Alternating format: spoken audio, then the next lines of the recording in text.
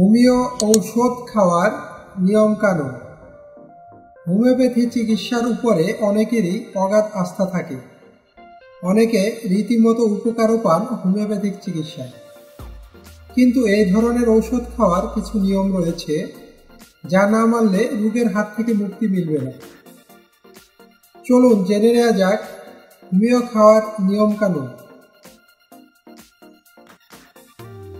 Homeopathic ঔষধ খাওয়ার 10 minute আগে বা পরে কিছু খাবেন না। হোমিওপ্যাথিক ঔষধ যতদিন খাবেন ততদিন কোনো রকম নেশা করবেন না। সিগারেট বা মদের মতো নেশাকর দ্রব্যে যে তীব্র সাপ্লিমেন্ট থাকে তা ঔষধের কার্যকারিতাকে খর্ব করে দেয়।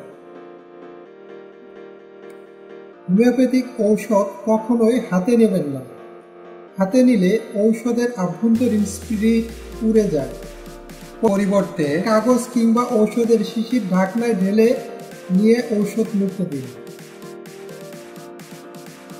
হোমিওপ্যাথিক ঔষধ সেবনের আগে সাদা জলে ভালো করে কুলকুচি করে মুখ ধুয়ে নিন। ঔষধ খাওয়ার পরে কোনো টক খাবার সেবন করবেন না, এতে ঔষধের প্রভাব খর্ব হয়ে যায়। অ্যালোপ্যাথি কিংবা আয়ুর্বেদিক ঔষধের সঙ্গে হোমিওপ্যাথিক ঔষধ রাখবেন না, এতে ঔষধের ক্ষমতা কমে যায়। চিকিৎসা চলাকালীন সময়ে চা এবং কফিকে যতটা সম্ভব এড়িয়ে চলুন। কোনোভাবেই অন্য কোনো রোগীর ঔষধ নিজে খাবেন না। একই রকমের রোগ হলেও অন্য রোগীর ঔষধ খাওয়া কখনোই উচিত নয়, কারণ মনে রাখবেন রোগী ভেদে হোমিওপ্যাথি ঔষধও কিন্তু বদলে যায়। যে জায়গায় ঔষধটা রাখবেন সেখানে যেন কোনোভাবেই সরাসরি রোদ না আসে।